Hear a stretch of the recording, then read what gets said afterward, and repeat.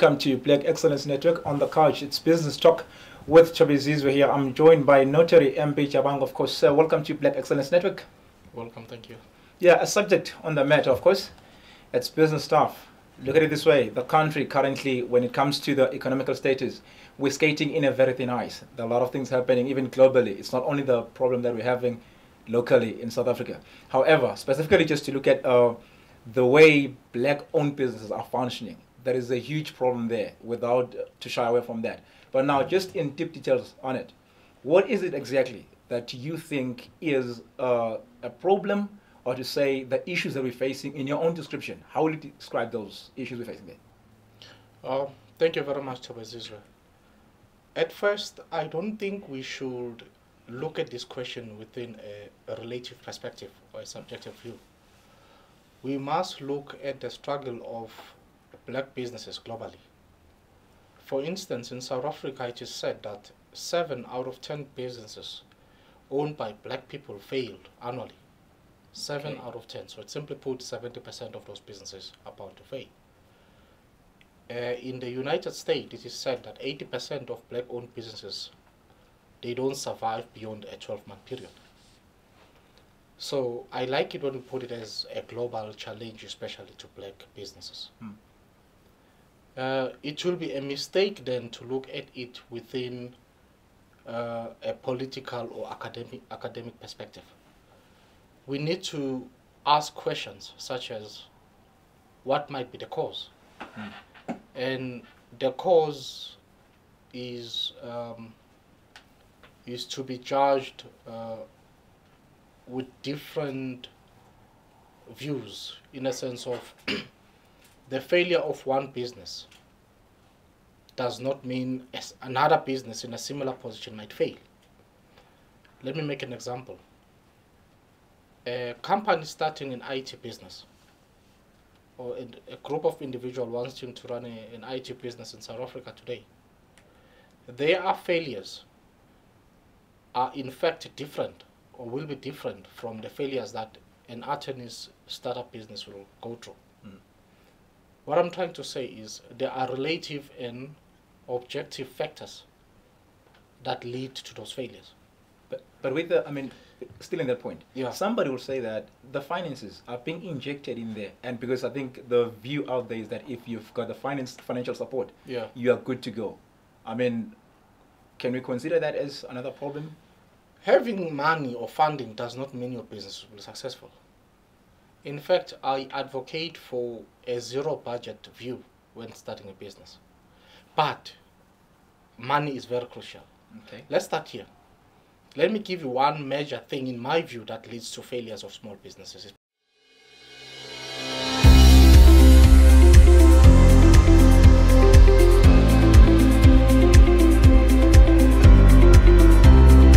Most of us, we embark on businesses based on how lucrative it looks before you start. And I can assure you that the challenges that every business meets at a time it operates, at most are not foreseen when the company was started. So we are not so clued up with the challenges that comes with starting a certain business. So our research capacity is very low.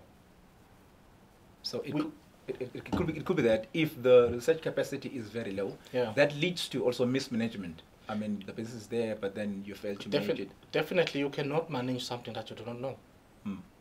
And it goes beyond the element of research, because what research does, it gives you a prior knowledge of something that you want to start. So, proper research is one of the factors. Secondly, marketing. Marketing is very costly. Don't think marketing is a cheap thing. So, as somebody once said to me, if you fail to market your business, you are just like a person winking at a girl in the dark, hoping she'll be impressed. So marketing is very crucial. But those are factors and things that we do not have capacity to have as mostly black businesses. Because we have money to start up the business, but we don't have money to advertise and market. We have money to start a business, but we don't have money to take the business through. So who has to come in there now? Let's say, who do we blame? Let's say maybe you give me money to start a business, Yeah. but then I need to market my business. Do I have to generate now out of what you gave me, or you also have to go an extra mile, help me to be able to market my business? I think there's this weight. Who is to blame? I don't like that question. Okay. Because we are too prone to blaming people, and we're always looking for someone to blame. Mm. When you start a business, you should have a duration to say, for the next 3 months, this is what I have and this is my capacity. Mm. We start a business without a foresight. To an extent that when you look at the so-called white-owned businesses, they will start a business with a 12-month projection at hand. To say, in 12 months, we will spend so much and we have so much. But you and I and most of us black people, we don't have the money to project. We start a business with what the little we've got, and we hope, and fate becomes the key driver of a black-owned business, so hoping that I'll be paid tomorrow and I'll do this and do that. While our competitors, whether they are paid tomorrow or not, they have what you call a duration budget. Okay. That will help them to keep the business running for a certain period. So those are, amongst others, the factors that has caused the black businesses to fail. It's not that the black people are incapable. Okay. It's as good as being given a motor vehicle to go to Durban. You have a certain full tank, fuel on your tank. And then you come across certain hiccups or you run out of fuel along the way. While your competitors, they might have a full tank and they also have a budget to get to the next filling station and ensure that they get to their destination. Mm. What I'm trying to say, most black businesses, we run through problems because we don't have the capacity in a financial sense that will help us carry on. So now, looking at the fact that somehow you're saying that it's not about to say black people are incapable, yeah, but the problem seems to be deriving back from starting the planning of everything. You say, okay, how do I start from here? Where do I go? But now, even those, I would say those who prosper, so to say, in their businesses, if you look at the global competition out there, we don't see them showing up, standing out. Like you look at the Forbes list and stuff like that, you only see people from other races and stuff like that. Not that I'm being racist, but it's what you see there. Mm. So what is it that makes us now to say that somebody has a proper planning, they have all that they need, they execute the marketing plan correctly, but still the competition out there, it seems like it's getting too tough for them. Why are we not that strong enough? Not that to say we're not strong enough, but why are we not shining up to say we have it, then here we are, this is what we have. I've said it when we started that we need not look at the subjective elements alone, but we should look beyond subjective elements to objective sense. Why I say that? The ability of black businesses to compete in the larger market does not only depend on what we have or on the money that you have to inject in a business, okay, but it also depends on the economic factors around you which influences competition. Let's make an example. Bigger entities are able to influence policies and pricing, right? Yeah. The influence that such companies has on policies and prices places those companies in an advantage position compared to a smaller company that wants to embark on a business but has no control over pricing and policy. You understand what I'm trying to say? I get it. So, the inability of black businesses to compete is, in my view, is mostly an objective factor than a subjective factor. Okay, so it's more like there is an external influence. It's always there. It's always there. Yes. Right, but then now, for somebody who's out there who says, I want to start a business, I've done my research, yeah, and so forth, and then maybe to say, I've got a budget to say, going forward, I'll be doing 1 and 2, I have that period to say, to sustain myself now, if the same, whatever I'm starting doesn't work out. yeah. But at the same time, they are filled with to say the fear to say that, what if, because I think that what if phrase, all the time we have that to say, it might not work out, and so forth and so forth. But to someone out there who says, I have done all that, but still I feel like there's some kind of, I'd say maybe pressure or some factors that might put me down not to make it. What can you say to those people? Let me start off by saying lifestyle. you'll be surprised that most failures are lifestyle based. You get a profit, the next thing you think about is to drive a certain luxurious car, to wear a certain brand, to hang out in a certain upmarket places and so forth. And knowing that such is financed by the business, not by your money. We need to learn to separate between business money, profit, and salary. Can you break that down for us, maybe? Just A company that has a gross monthly turnover of 100,000 does not mean that company is 100,000 richer. okay. A company which has 100,000 gross turnover, minus the rent, minus salaries, and so forth and on. And once that company, let's say, you minus those so-called overheads, you are left with 40,000 rands. That 40,000 rands is not the director's money. It's the company's money. And then you take the director's salary, whatever remains is called the profit for the company. So what we do, after paying our office rent or overhead, whatever remains, we take it as our own money. That's a problem that most companies are going through. So specifically, what is it that we are lacking? Just to maybe have a short list. What is it that is lacking there? Financial management, Okay. and being able to harness yourself within a acceptable personal lifestyle. Peer pressure or group pressure has caused greater damage to how we black people run our business. I'm not gonna ride or drive a Toyota Corolla once I become an attorney. That's the language you hear. Yeah. I'm not gonna drive a Toyota Corolla once I become an accountant. So we have this group mentality that once you are a graduate and you are qualified in a certain field, you need to drive a certain car. In fact, or in short, we are quick to accept liabilities than to claim on our abilities. Okay. The idea of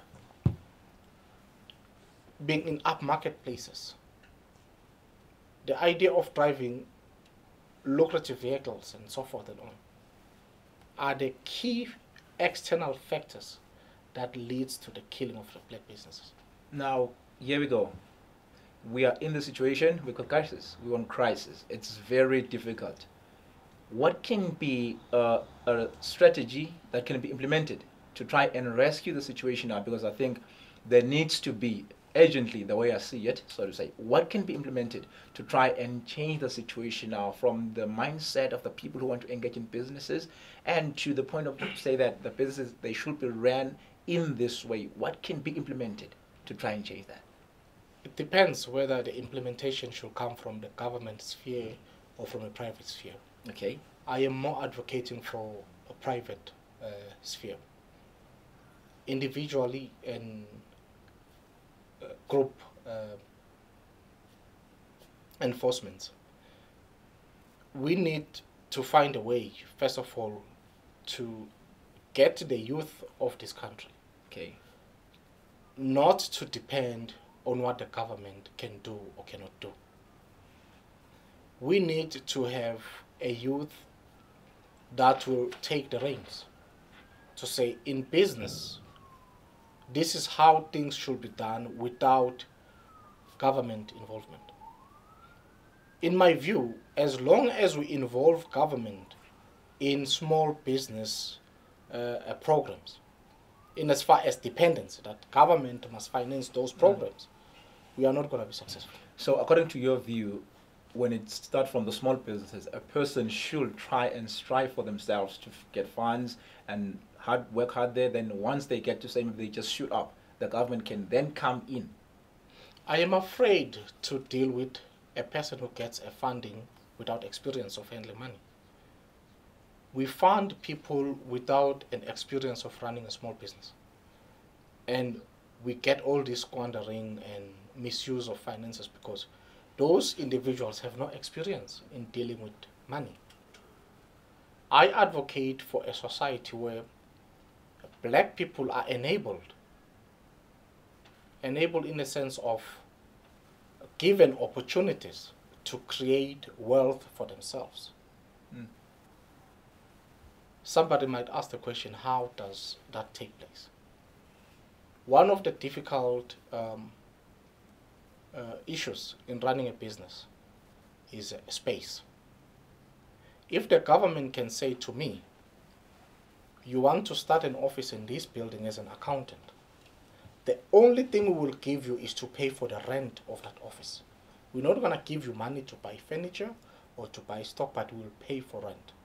Find a way to find either money or funding for yourself to get a stock or to get a business running. That is enablement, in my view. Secondly, we've got this thing called grants, which I'm not in favor of, whereby people are given money to go buy stock. How, in my view, how the enablement should take place? The government should rather have a relationship with either a manufacturer or a maker of a certain product. Instead of giving a person or a young person money to go and buy, the government secures the stock. Secures the stock, and then you prove that you've got the space where you can supply or distribute such stock. Then you get the stock, and then you prove that you can sell. Okay, yeah. At the moment, what happens? We get money, then we go look for a product, and then we try to sell. You know what happens when we've got money? The first thing that comes in is your personal needs. Not the business side of it. Not the business needs. When month end comes, you think about your rent. That's very true. That's my point. Okay, so now just to wrap it up, out there are young people who want to engage in businesses. There are also grown-ups who want to get into business. What can be your words of wisdom to them, just to wrap it up?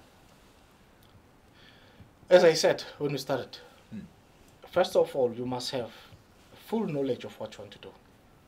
Research.